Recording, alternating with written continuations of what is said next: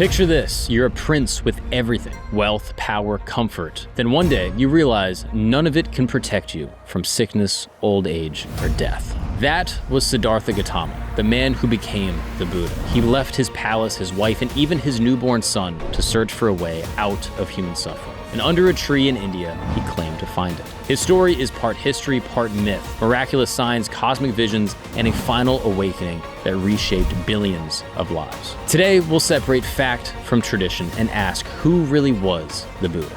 So, without further ado, sit back, relax, and welcome to Religion Camp.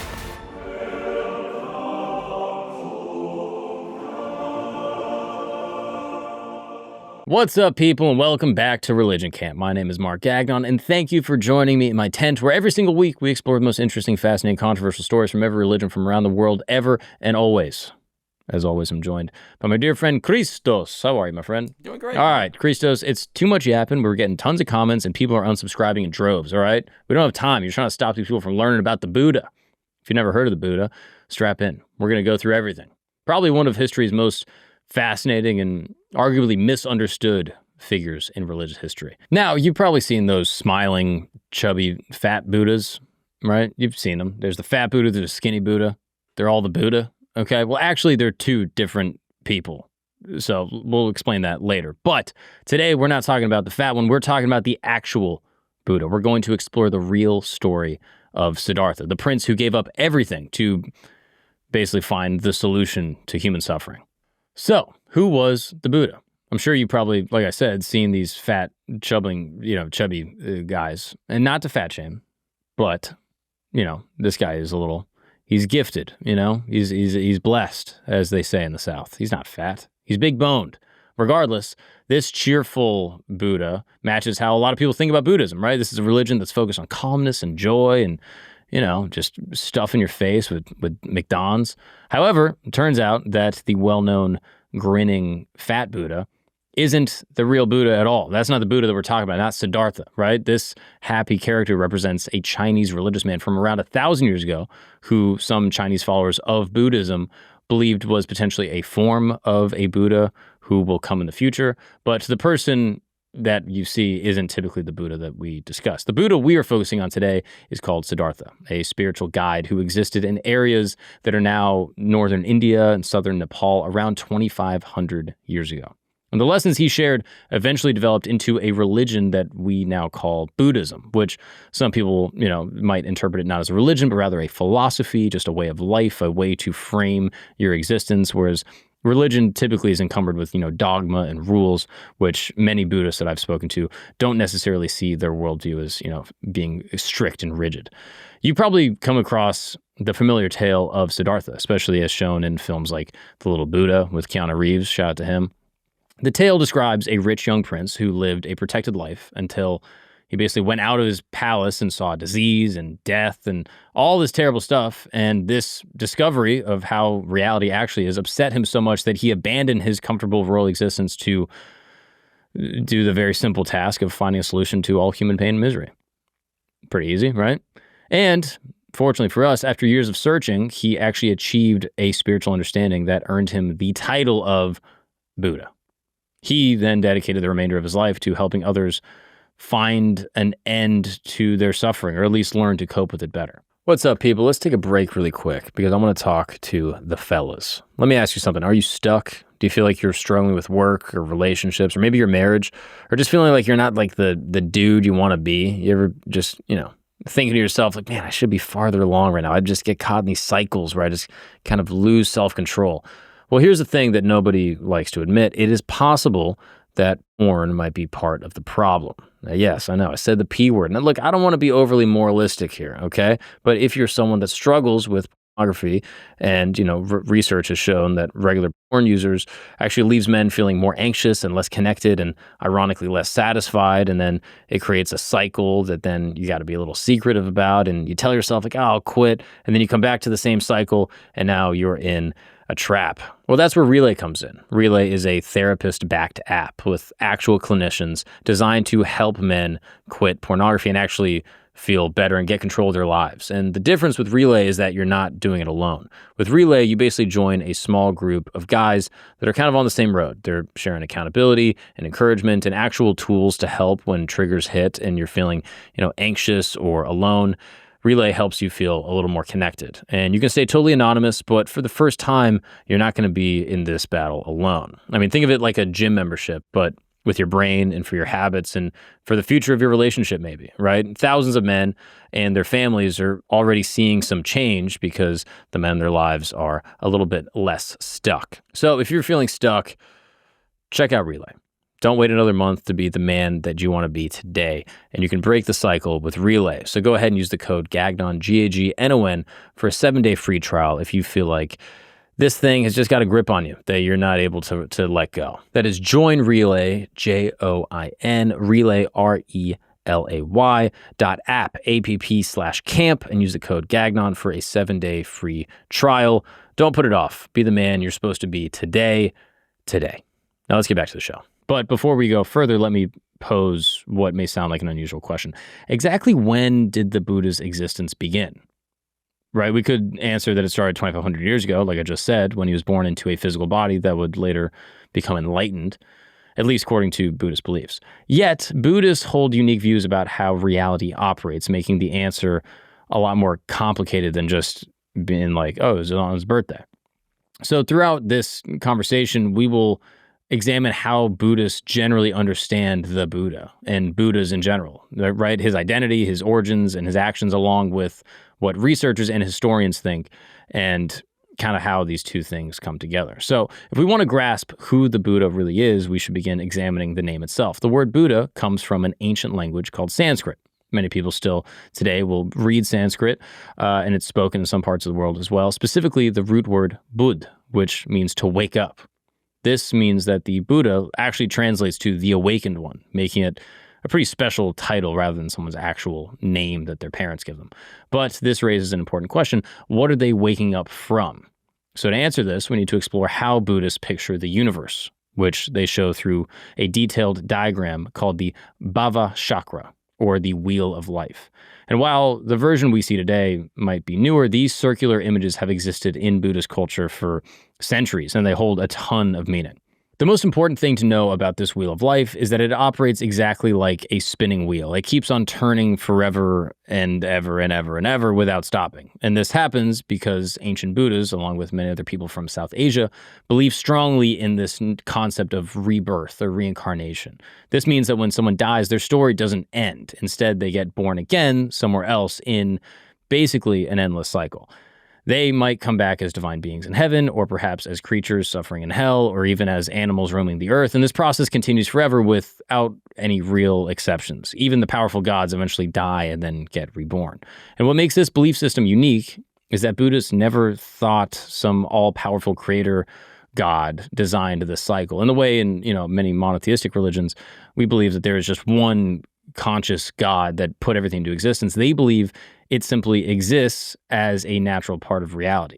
While being reborn multiple times might sound exciting, most Buddhists throughout history saw it in a different light. They viewed this never-ending pattern of birth, pain, and death, and rebirth as something troubling that should be escaped. And they gave this painful cycle a specific name, Samsara. Now, the Buddha represents someone who successfully broke free from samsara and the suffering that's attached to it by reaching a state called Nirvana. Now, you probably heard Nirvana, right? Shout out Kurt Cobain. Not the band, the place, or basically the awakened enlightenment, this complete spiritual freedom.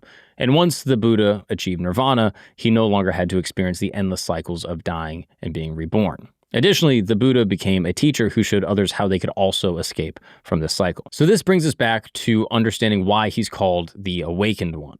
The Buddha is someone who woke up to see reality as it truly is, while everyone else is, stumbling through samsara, like people sleepwalking, unaware of what's actually happening around them.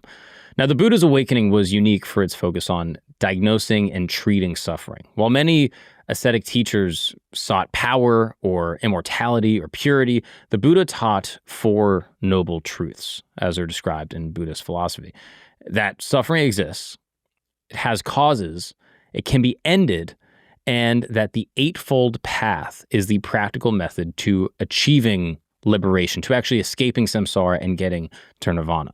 Another distinct feature of his teaching was that it emphasized personal verification. So the Buddha encouraged his followers to test his teachings in their own lives rather than just accepting them just because the Buddha said so, not appealing to his authority. And this attitude set him apart from many religious teachers of his time and many religious teachers even to this day, and contributed to Buddhism's longevity as well as its adaptability. Some modern theologians and sort of religious scholars will compare this idea to like a scientific approach to spirituality, appealing to people who value rational thought and actual practical lived experience, more than just an appeal to, the highest teacher. And while this analogy is not historical, it kind of helps explain why Buddhism continues to resonate with so many different cultures around the world. Actually, when we look at traditional Buddhist belief about the universe, we discover something really surprising. There have been numerous Buddhas throughout history. And while Buddha's teaching tells us that our Buddha is Siddhartha Gautama, they also explain that he represents just one figure in an extremely long series of enlightened teachers. Now, you might be wondering, okay, how does this actually work? Buddha's teaching describes time as moving in circles rather than a straight line, similar to that diagram that I showed earlier. This circular view suggests that existence has been continuing for an incredibly vast period, possibly even for endless amounts of time with no beginning and no end. Occasionally, throughout this enormous span of time, someone discovers the true nature of existence, becomes a Buddha, and shares with others the path towards this spiritual freedom. Sadly, after each Buddha appears, people slowly forget his lessons over many generations, and the world returns to a state of spiritual darkness. Eventually, when the time is right, another Buddha emerges to then teach again, thus the cycle continues. Do you remember the smiling figure that we were talking about before, who many people believe will be Buddha in the future? Each of these enlightened teachers share identical lessons, which Buddhists refer to as the Dharma. This happens because the basic nature of human suffering and the method to overcome it remains constant throughout time.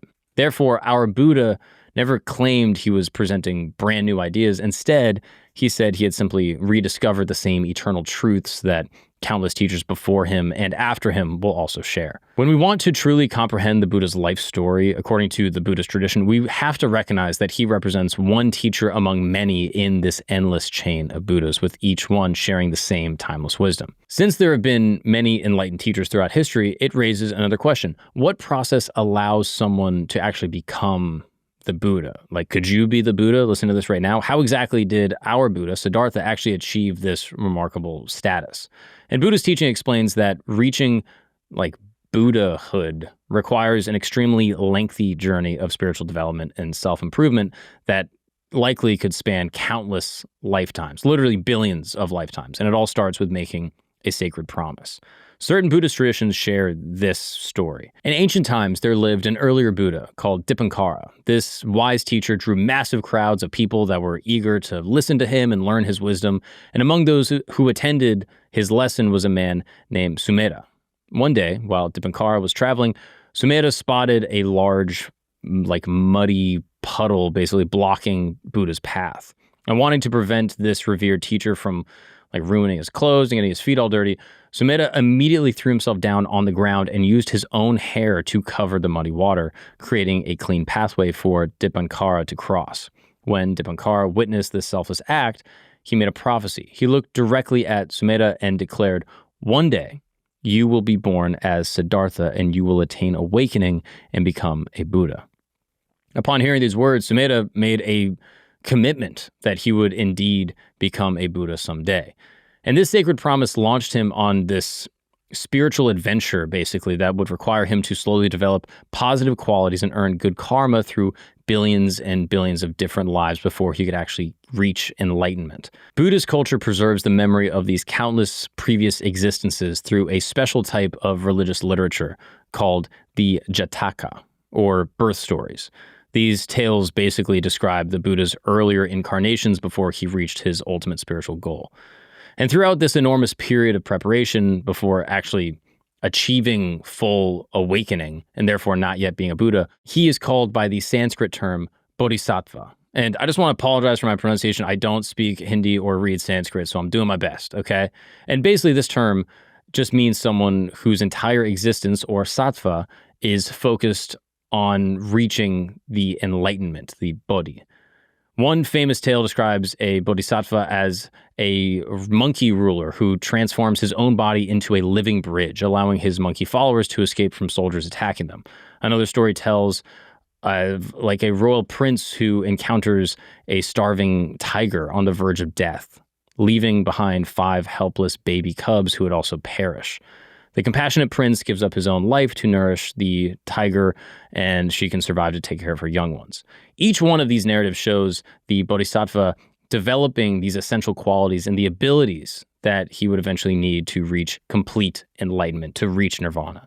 And these crucial characteristics include the ability to remain calm under pressure and strong empathy and caring for others, clear understanding of reality, focused meditation, wisdom, and most critically, the willingness to give freely to those around them. Following countless millions of existences spent slowly building these positive traits and earning beneficial karma, the bodhisattva is eventually born into what Buddhist tradition considers his final human form, Siddhartha. So this concept of karma, I'm sure you've heard people talk about it, but where does it actually come from? Basically, in early Buddhism, karma, well, originally it was written in a language known as Pali, and they said kama, but they basically refer to the same thing, just an action or a deed that has a consequence.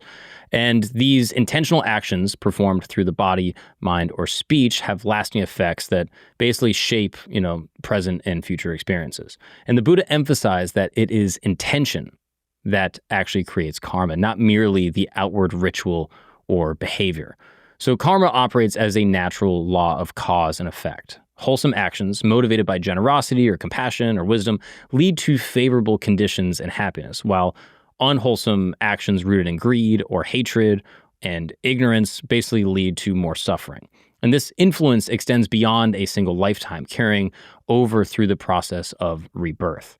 Now, in Buddhist tradition, the Buddha himself is said to have accumulated vast stores of wholesome karma over countless past lives, preparing the conditions for his final birth as Siddhartha Gautama. Early texts portray him as a bodhisattva in previous lives, gradually cultivating the perfections that would then culminate in his actual enlightenment.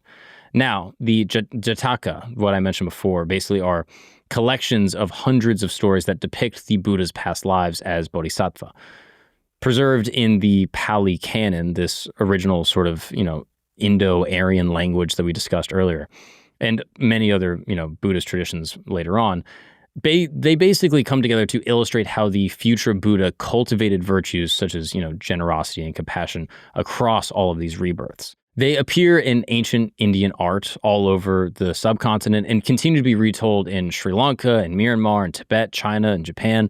And these tales often emphasize gradual spiritual progress, showing that enlightenment is reached through this consistent practice rather than just sudden divine intervention from beyond. In Buddhist folklore, there's a story about the Buddha in a past life, and the Buddha wasn't a man, but rather living life as a rabbit. And one day he met a starving traveler, and having nothing to give the starving traveler, he offered his own body as food by leaping into a fire, basically roasting himself so that this traveler could actually eat something. And the gods were so moved by his generosity that they saved him a place and placed his image on the moon as a reminder of this selfless act. This is why in many Asian cultures, people see a rabbit on the moon. Whereas in America, we'd be like, oh yeah, the man on the moon, and they see a face on the moon. In many Asian cultures, they see a rabbit on the moon, and the moon is associated with the rabbit, and it all comes from this Buddhist tale of compassion.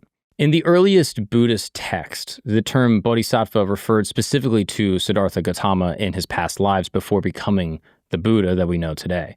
And the Theravada tradition preserves this sense, teaching that only Buddhas follow the long bodhisattva path, while ordinary practitioners pursue the goal of becoming arahant. Basically, this is someone who attains liberation in this lifetime. Centuries later, the rise of Mahayana Buddhism, around like the 1st century BC, 1st century AD roughly, basically transformed this concept. So the Bodhisattva ideal expanded to include all practitioners who vow to postpone final enlightenment until all beings can be freed from this earthly suffering. And this became central to Mahayana spirituality, which there have been many sort of religious figures and teachers throughout generations who have kind of embodied this compassion and this wisdom. So, thus far, we've been examining the spiritual stories and a lot of the folklore that Buddhists will tell about their founder and the life that he lived. But now let's kind of shift to a different question. What can we actually prove about the Buddha as a real person who lived in history? Now, historical evidence tells us he came into the world in southern Nepal at a location known as Lumbini, which is today near the border between Nepal and India. And this means he grew up surrounded by many different religious beliefs and many different practices, especially those connected to Vedic Brahmanism. The term Siddhartha translates to he who accomplishes his goal, while Gautama represents the family which he belonged to. His ethnic community was called the Shakyas, which explains why some people refer to him as Shakyamuni Buddha. Many experts believe he lived sometime around the 5th century BC. Now, I want to stress the word probably here because researchers continue to argue about the actual facts surrounding Buddha's existence.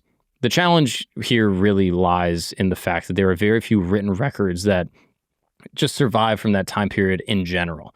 And archaeologists have discovered some physical evidence, but many of it is limited to really what we're looking for in, modern day. However, we do possess Buddhist writings about the Buddha's experiences. The oldest collection is known as the Pali Canon, which claims to preserve the actual words the Buddha spoke while he was alive. And according to tradition, his students memorized these teachings after his death and eventually wrote them down sometime around the 1st century BC, which means hundreds of years passed after the Buddha's lifetime. So despite this long gap, experts believe that much of this material traces back to at least the 3rd century BC. What information do these ancient texts provide about the Buddha's life? Surprisingly, not a ton.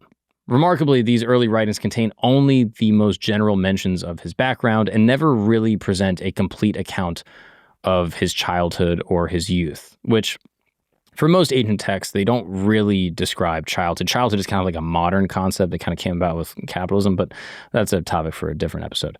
So, for instance, a text called The Noble Search. Researchers consider this one of the earliest personal accounts of the Buddha's experiences, possibly written as early as the 4th century, placing it within the first few hundred years following Buddha's death. In this work, the Buddha describes his past using these words.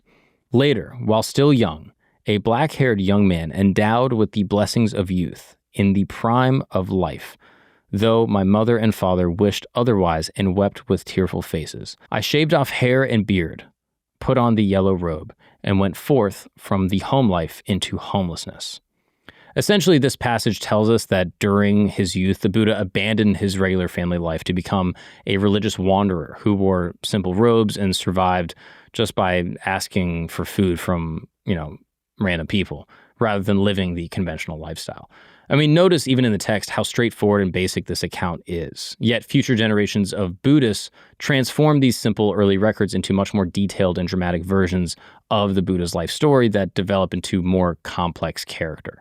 The version I'll share with you represents probably the most widely known telling, but it comes from the 5th century AD, more than 800 years after the Buddha's death.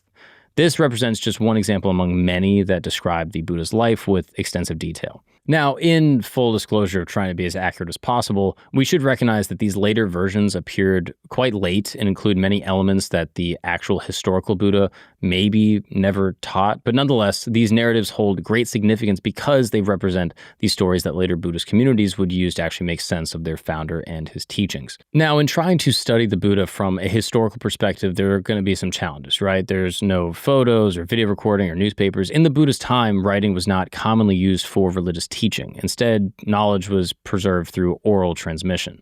And most people couldn't read or write, and so stories were passed down through memorization and just basically reciting them to each other. And this oral tradition allows teaching to survive for centuries, but it also means historians kind of have to evaluate more carefully how much of what we have today reflects the Buddha's actual words. Another challenge is the fragility of any ancient writing materials like, palm leaves or anything like, papyrus, right? Because these things quickly decay and many texts were lost due to war and fire and just falling apart over time. So as a result, scholars today are working with fragmentary evidence, basically piecing together history from what has survived. And although few written records survive from the time, there are some archaeological discoveries that help us understand the world in which he lived. So excavations in Lumbini, this is in modern Nepal, traditionally regarded where the Buddha is born and kind of where he was brought up. They have discovered ancient shrines dating to around the 6th century BC, and this shows that the site has been revered for over 2 millennia. And archaeologists working in northern India and Nepal have basically uncovered evidence of these thriving cities and trade networks and political states during Buddha's time, such as coins and pottery and iron and early urban structures that show a society that was basically shifting from small tribal groups to an actual large, complicated state. Now, this broader context helps explain why new religious ideas were emerging, right? In a time of social and economic transformation, the Buddha's teachings addressed fundamental questions about human suffering and what it actually means to live meaningfully in this rapidly changing world. So based on these earlier religious narratives about the Buddha, the future enlightened teacher entered the world as royalty. Miraculous omens announced his arrival before his birth. His mother experienced a dream where a white elephant approached and entered her body, and soon afterwards she discovered that she was expecting a child. At the moment of his birth, his very first act was to walk 7 steps towards the north and declare, "I am chief of the world." This traditional tale describes Siddhartha as someone who lived a completely protected existence, never really encountering any form of hardship or misery, and he took a princess basically as his bride, became the father to a son, and enjoyed what appeared to basically be just, a perfectly content existence. However, one day, divine beings inspired Siddhartha with curiosity about the world beyond the walls of the palace. Siddhartha persuaded his chariot rider, a man named Channa, to escort him on basically an exploration outside the walls of his little castle. And during this trip, he encountered what history remembers as the forced sights. Initially, he observed an elderly person and inquired, "What's that?" Channa explained that aging affects every human being. Next, he witnessed a diseased person, and he said, "What's that?" And then his driver said, "This is what happens when people get sick, and, illness eventually comes on every person in their life." And then he came upon a corpse, and he said, "What is this?" And his driver said that death eventually claims all living things. And Siddhartha felt deeply disturbed and demanded to know, will this happen to me and to my wife and to my son and basically to every person that I know and love? And his driver confirmed that mortality awaits every being. Now, this story emphasizes that this moment really marked the very first occasion that Siddhartha learned about aging and mortality. And in that instant, Siddhartha understood that his wealth and his meals and servants and possessions and all the things that the palace provided would eventually disappear. Everything is temporary and will ultimately end. And he recognized that his existence took place within samsara, this never-ending pattern of birth, pain, death, and rebirth. And he started to feel dissatisfied with his life and everything that he was doing. And then he encountered the 4th sight. He observed someone engaging in meditation. And Siddhartha said, "Now what is that guy doing?" And his driver basically said that this person was searching for an escape from aging and illness and death. And at that precise moment, Siddhartha experienced this understanding about the reality of suffering. He also discovered that others were actively seeking methods to transcend it. And from this point forward, Siddhartha felt compelled to enter an escape from suffering. He chose to abandon his palace, and he left behind his spouse and his young child to pursue a solution to the fundamental problems that plague our existence. And while deserting your family seems crazy, right? From Siddhartha's point of view, he could serve his son best by discovering answers to the greatest challenges of life. Therefore, Siddhartha left his royal lifestyle and adopted the existence of this homeless, wandering spiritual seeker. And he learned from different spiritual guides, but none could provide complete answers to his deepest questions. He also attempted extreme fasting as a method to basically discipline his thoughts. And for 6 years, Siddhartha practiced these severe disciplines until he became dangerously thin. And then finally, he understood that these extreme practices weren't actually solving the problem of suffering. They were simply weakening his physical body. So he chose to resume eating normally and regain the energy necessary for the spiritual work. Next, he positioned himself beneath the Bodhi tree in Bodh Gaya, located in present-day Bihar. Evil forces attempted to seduce and disturb him, but they all failed. Ultimately, Siddhartha grasped the fundamental nature of existence. He achieved complete awakening and comprehended the pathway leading away from birth, sickness, suffering, and death. And we'll explore in a later discussion exactly what this discovery involved, but the crucial point to understand now is that he transformed into the Buddha. He subsequently devoted the following 45 years to teaching and collecting followers before eventually passing away at the age of 80. Something you may have observed about this narrative is how the Buddha gets depicted as an extraordinary figure with characteristics that go beyond the traditional human capabilities. And throughout the story, we encounter amazing miracles and divine beings and interventions and numerous other elements that transcend the regular day-to-day human experience. And this magical quality might catch contemporary readers off guard, since many present-day versions of Buddhism tend to kind of minimize a lot of the mystical aspects. However, throughout most of Buddhist history, followers believed firmly that reality contained countless visible and invisible creatures, including mighty divine beings and evil spirits, and that the Buddha possessed extraordinary capabilities. While he remained fundamentally human rather than a deity or a god, traditional stories frequently describe him as having access to some type of cosmological power beyond what normal humans can do. And the tendency for so many people in the modern day is basically to minimize these mystical components. And it stems mainly from a modernized version of Buddhism that developed around the 1800s, though we'll save that discussion for another time.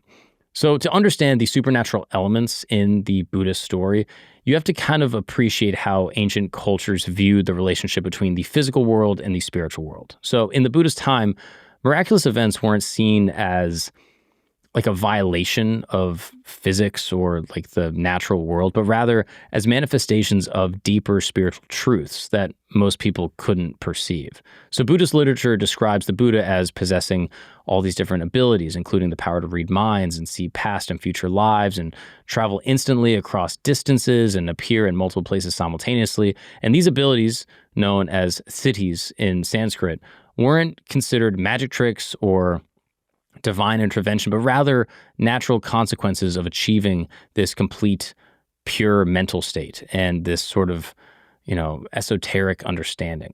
And the inclusion of these miraculous elements served several important purposes in Buddhist storytelling. First, they demonstrate the Buddha's complete transcendence of the regular human limitations, showing that enlightenment involved a fundamental transformation of what it actually means to be human, that your consciousness actually changes. Second, they provide, dramatic and memorable elements that really help people remember the important teachings. And then finally, they establish the Buddha's authority as a teacher that has achieved true enlightenment by showing that his wisdom extended beyond the intellectual world and really encompassed the powers that prove his spiritual realization. So, as we kind of digress from, this broader story, there's one essential lesson that we should remember from examining the Buddha and his existence. There actually exist numerous life stories of the Buddha. From the traditional Buddhist perspective, this statement holds truth because believers consider our Buddha, the one that we're discussing, Siddhartha, to represent just one teacher among countless enlightened masters who have basically shared methods for escaping the suffering throughout history. And furthermore, each one of these enlightened teachers experienced different existences.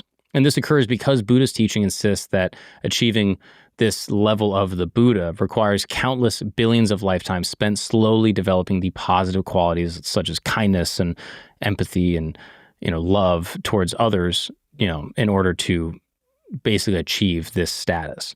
Now, looking at the topic from the viewpoint of scholars studying Buddhism and the development of the philosophy, we can also observe that multiple versions of the Buddha story exist in a different sense. There are numerous different portrayals of who the Buddha was. So throughout Buddhism's 2,500-year history, Buddhist communities have continuously shared and reshared their founder's life story, modifying it slightly to serve different needs and purposes, and various methods of presenting this narrative support different types of spiritual practice and different understandings of what Buddhism fundamentally is.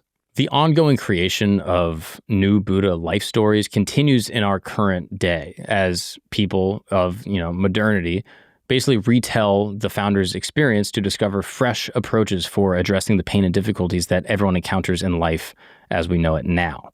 And this retelling of the Buddha's life story across cultures demonstrates something remarkable about human nature, our need for inspiring examples of transformation and hope. Each generation finds new meaning in this ancient tale of the privileged royal man who abandons the comfort to basically seek solutions for universal human problems. In modern times, we see this pattern continuing as different communities emphasize different aspects of the Buddha's journey. Some focus on his scientific approach to understanding the mind, presenting him as almost like a psychologist who discovered, early versions of mental health that modern science continues to validate. There's a great book, actually, The Neuroscience of Meditation, that kind of goes into this topic in more detail. Others emphasize the social activism, and it kind of highlights how his teachings challenge the rigid caste system of ancient India and promote equality amongst all the peoples. Environmental activists will find inspiration in Buddhist teachings through interconnectedness and compassion for all living things. Social justice advocates point to the Buddha's concern for the poor and the marginalized, and so on and so forth. The adaptability of the story doesn't represent a corruption of the original message, but it rather demonstrates the universal relevance of the core insights about human suffering and the possibility for transformation. Each retelling reveals new things of his teaching while maintaining the same essential message that liberation from suffering remains possible for anyone willing to undertake the necessary inner work. And perhaps most remarkably, the Buddha's influence extends far beyond the formal Buddhist communities. His emphasis on mindfulness has been adopted by psychologists and educators and healthcare professionals who maybe never set foot inside a Buddhist temple. And his teachings about the impermanent nature of all experiences really help people cope with loss and change in secular contexts. The famous story of his, great renunciation, as people describe it, continues to inspire people all over the world who choose to leave comfortable but unfulfilling lives to pursue more meaningful paths. His discovery of the middle way, as is described, influences modern approaches to work-life balance and addiction recovery and sustainable living. Even his example of questioning established religious authorities resonates with contemporary movements that challenge institutional power and encourage individual spiritual exploration. The Buddha's invitation to test these teachings, as we described, that personal verification, appeals to a lot of people in the modern day that value personal experiences over just blind dogmatic faith. It's worth mentioning that as Buddhism spread from India to other parts of Asia, each culture added its own interpretations and sort of cultural lenses to emphasize different traditional narratives. So, for example, Chinese Buddhism emphasizes that the Buddha's role as a teacher of moral philosophy could complement Confucian social ethics. Japanese Buddhism developed unique artistic traditions that expressed the Buddha's story through poetry and garden design and tea ceremony, obviously things very important to the Japanese people. Tibetan Buddhism preserved the ancient Indian traditions while developing sophisticated philosophical schools that actually analyzed the Buddha's teaching with just insane precision. And in recent decades, Buddhism has continued this pattern of adaptation as it comes in contact with the West. So contemporary Western Buddhists often emphasize the psychological aspects of the Buddha's teachings while sometimes downplaying some of the supernatural elements. And this represents the latest chapter of Buddhism's long history of adaptation. And I think at its core, understanding the ongoing process of reinterpretation helps us appreciate that the many lives of the Buddha represents not just ancient stories, but kind of a modern conversation between past wisdom and what people actually need today. And each generation discovers new relevance in the Buddha's example while still making their own insights to, the legacy of this man and his human transformation. And that is the story of Siddhartha Gautama, aka the Buddha. What a fascinating dude. There's so many elements of Buddhism that I find still I don't know, I know Catholics will probably rebuke this, but I find even within Catholicism, there's elements of this Buddhist philosophy, right? Hey, sell your possessions, right? You read the Bible and God is telling the rich man, hey, sell your possessions, follow me. It's easier to for a camel to get through the eye of a needle than a rich man to enter the kingdom of heaven. And I read that and I'm like, oh yeah, this is the Buddha like leaving his palace to go live amongst the poor and actually go help them. So as someone that grew up within like the monotheistic Catholic faith, I read, Buddhist texts and I'm like, oh yeah, this is, it maps. Like, pray the rosary. I'm like, meditate on, God and consciousness. And I've always thought like, there's, I think, a lot of overlap and there's a lot of truth within Buddhist philosophy that, even if you're not a Buddhist, you can still apply to your life, because again, most Buddhists would say, we're not a religion. We're a philosophy. We're a lifestyle. We're a way to orient your life. As far as reincarnation and all that stuff goes, I don't know. I mean, maybe. I watched that documentary on those kids that thought they lived lives before. Who knows? All we can do is in our current life is, try to do our dharma and transcend, this life of samsara and achieve mukti or moksha and actually, get to that enlightened place of nirvana. That's a lot of words in a row I remembered. Not bad, right? Pretty good. Christos, what'd you learn about the Buddha? So Buddha gave up wealth, power, pleasure, and somehow ended up with more statues than anybody in history. Right? Spiritual side hustle. Not bad. Pretty what I mean? Not bad. Pretty good. The Buddha reminds me of you. I don't know how to take that. It depends on which one you describe. I mean, you're living a life of poverty and, poor and, you're amongst the sick and the weak and the aging and the dead. I do tell you that all the time. You remind me so much of the Buddha. Thanks, Mark. No problem. Christos, you inspire me every day. Anyway, what did you guys learn about the man, Siddhartha, the Buddha? If there's anything I missed, please drop a comment. I read all of them, Spotify and YouTube. If there's anything that you didn't know, if you didn't, grow up Buddhist, is there anything that you find connects that to, your worldview or your religion or something you were raised in? I'd love to know your thoughts. I read every single comment. I appreciate it. And the top comment on this video will get merch. That's right. The top comment, after a couple days, we'll check it on YouTube and Spotify. We'll get in contact with you and we will send you some merch. I appreciate you guys for being a part of this journey. And we're here every single Sunday. Also, if you want to check out the merch, you can go to religioncamp.com. If you want to see me on the road, I'm doing stand-up comedy. Not a ton of it will be on the Buddha. Basically none of it. But who knows? Maybe if some Buddhists come out, I'll pepper in some jokes. You can get all that at markgagnonlive.com. Anyway, thank you guys so much for another episode of Religion Camp. Please join me in my tent every single Sunday, and I will see y'all then. Peace be with you. What's up, people? Quick announcement. If you are a fan of Camp Gagnon or Religion Camp, I have great news because we are dropping History Camp. That's right. This is the channel where we're going to be exploring the most interesting, fascinating, controversial topics from all time throughout all history. Right? You probably know about Benjamin Franklin, Thomas Jefferson, Nikola Tesla. Interesting figures from history, and you probably learned about them in school and they were pretty boring, but not here. No. As you know, I was raised by a conspiracy theorist, so I'm going to be diving deep into all of the interesting, strange, occult, and secretive societal relationships that all of these famous, influential men from our shared past have. So if you're interested, please go ahead and subscribe to the YouTube channel. It will be pinned in the description as well as the comments. And if you're on Spotify, this doesn't really apply to you, but these episodes will be dropping as well. Just go ahead and give us a high rating because it really helps the show.